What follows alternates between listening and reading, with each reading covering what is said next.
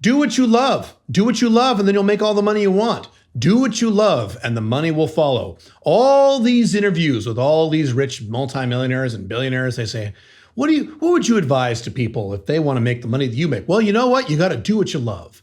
You got to do what you love, right? You hear that all the goddamn time. Is it true? Do you have to do what you love in order to make money? If you do what you love, are you automatically guaranteed to make money? No, I will explain it right now. First of all, a lot of very successful men who are naturally successful, financially successful in business, can't really articulate exactly how they got successful. That is more common than you might think. It's very hard for them to reverse engineer their own lives. When I talk about dating over in my other content, there are men who are called naturals, who are just naturally good at women. Starting at age 12 or 13, they're just naturally confident, naturally good with girls. They start dating all the pretty girls as soon as they're like 13, 14 years old. And these guys are awful to ask dating advice about. If you are a normal guy, you want to get good with women, and you ask one of these naturals, hey, how do you do it? These naturals just look at you like, well, you just go talk to them. Well, you just, hit them up on Instagram. You just call them up. What do you mean, how do you do it? You just do it. Do it! Because the naturals don't know what they're doing right. A lot of successful people in business are the same way. They don't really know. And so when people ask, well, what's your advice for, making a lot of money? They just kind of say, well, you should just do what you love. Not exactly accurate. Now, it certainly helps. I'll cover that in a second. But that's not exactly true. Moreover, and this may shock you, there are many things that you probably do that you love that will never make you any money. A lot of you probably love playing video games. Are you going to make a lot of money playing video games? How's that going to work? Well, I'll be a famous Twitch person. Okay, maybe, but probably not. Your odds are pretty low. You know what I like to do for fun? You know what I love to do? I like to write fantasy fiction. I've written 3 fantasy novels. You'll never see them. They're novels I wrote for myself, just as practice. I love writing fantasy fiction. I don't do that for a living. Do you know why? There's no money in it. I like to have a lot of money, and there is no money being a fantasy author. Unless your name is Stephen King, you're not going to make hardly any money being a fiction writer unless you are lucky. And as I've said many times, you cannot emulate luck. That is not a model for success, to be lucky. Same thing as if you're a musician and you're going to be famous like Britney Spears someday. Doesn't matter how good you are, a lot of luck is involved. There are many of you who do a lot of things that you love to do that will probably never make any money. I also like playing RPG games. Those are really fun for me. I don't spend a lot of time doing that because it doesn't make me real money. So often do what you love is a path to not making any money or very little money. So the advice of do what you love and you'll be successful is not accurate. So if that's not accurate, if that's really not the path to making a lot of money, what is the answer? There is a specific answer, and I'll give it to you right now.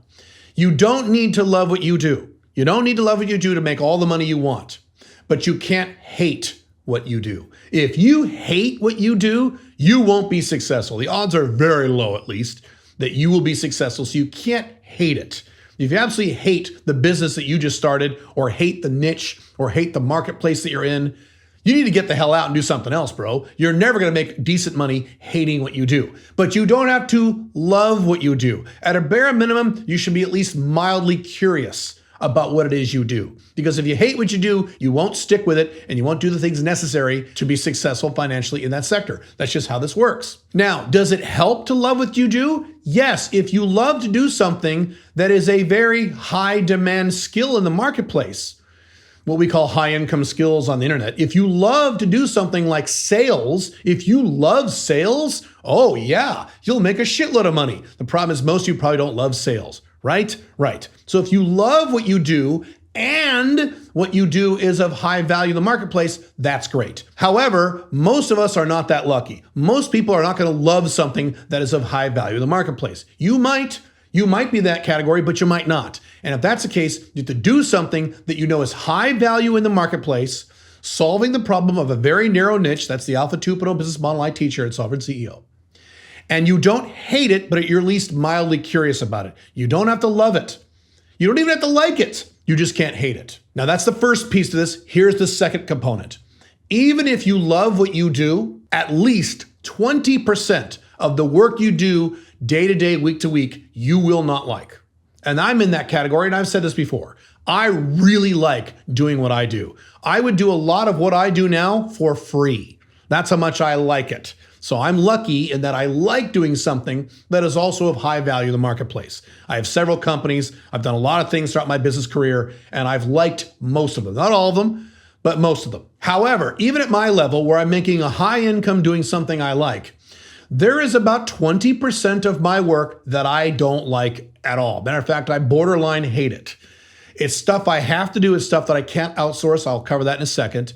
But that is okay, and that is somewhat normal. It is pretty rare to find a guy who makes a lot of money and 100% of his day and 100% of his week he loves. There's aspects he really likes, and there's aspects he really doesn't like. And that is normal. So if you're building a business, you're making money, and you find you hate a component of it, there are ways to mitigate that. I'll cover that in a few minutes. But remember, that is normal. You're not going to like literally everything you do. I love what I do, but I hate bookkeeping.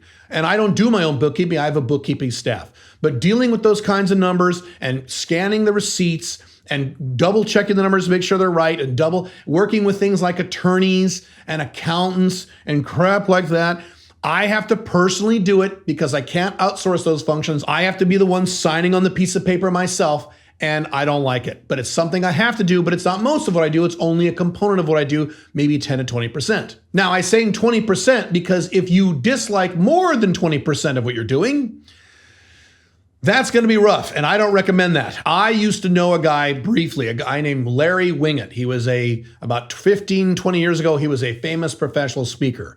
He actually had his own TV show for a while. He might be still inactive on YouTube, I'm not sure. But he was a really great guy, and he was a professional speaker. That was his primary source of income, and he would talk about how he hates literally everything about speaking except speaking. And what he meant was, he goes, look, as a professional speaker, I hate all the aspects of it. I hate booking the speaking gigs. I hate invoicing. I hate getting on a fucking plane and flying to some city. I hate finding the hotel. I hate spending the night in the hotel. I hate getting ready for the speech in the morning. I hate getting dressed for the speech in the morning. I hate getting ready with the microphones and navigating the event. But when I get on that stage and I speak for that hour or 45 minutes, I love it. So the 80% of pain that I have to feel is worth me feeling the happiness of that 20% benefit. That was his attitude. Now, I disagree with him. I think if you hate 80% of what you do just because you love that 20, I don't see how that's long-term sustainable because you're not going to be happy long-term, and I teach long-term happiness. So I would suggest you reverse that and get the parts that you hate down to 20% or less. Now, how do you do that? There's 3 things you do, but before I get to those 3 things, I do 3 videos a week here on how to set up your own location-independent business, move to a better country, or at least set up an international backup plan, and do all these things for very little money. So if you like content like this, you should subscribe to this channel, click the notification bell, put a like on this video, and leave a comment on this video, and that way you'll be sure to get this content for free in the future. Now, here's how you reduce the part of your business, the part of your work that you hate the most. Now, you can only do this if you own your own business. If you have a job, I'm sorry, you're fucked.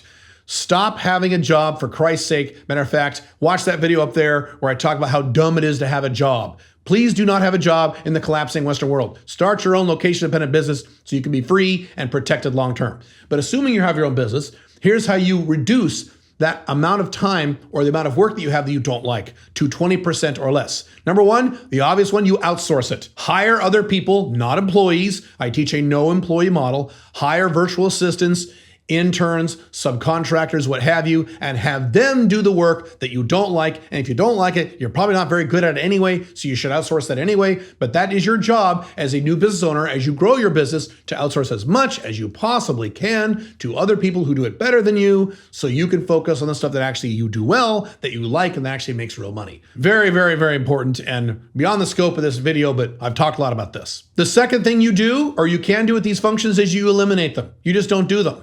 You would be shocked at the number of things that you're probably doing in a typical week as a business owner that you don't need to do at all and that no one needs to do. I'm a time management consultant by trade. And trust me, there's a hunk of work that you're probably doing on at least a weekly basis, maybe even a monthly basis, that you shouldn't be doing and no one should be doing. You just should stop doing it.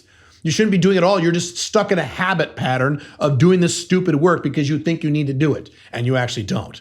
So that's the next one. That's actually the best one, is to just eliminate it outright. The third thing you can do if you can't eliminate it and you can't outsource it or you can't afford to outsource it yet is you simplify it as best as you can. Sit down and reverse engineer it. If it takes 27 steps, how can you get it down to 7 steps? How can you automate it? How can you become more organized to reduce the amount of time it takes in your week so that your 40% pain becomes a 20% pain? And then again, once you have that done and you start making more money, outsource that too. So those are 3 things: outsource, eliminate, simplify. That's how you get that number down, because I don't think you should have a part of your business that you hate that is more than 20%. You'll probably never able to get below 20%, maybe 10% if you're very lucky. Okay, just accept that as part of your life as long as you like, or at least don't dislike, the other 80%. That's the bottom line on whether you should love what you do. Now, that brings up a question. Hey, why not, start a big business and make hundreds of millions of dollars like Elon Musk instead of this Alpha 2.0 business stuff? If that's your question, you should watch that video right there, and I'll see you in that video.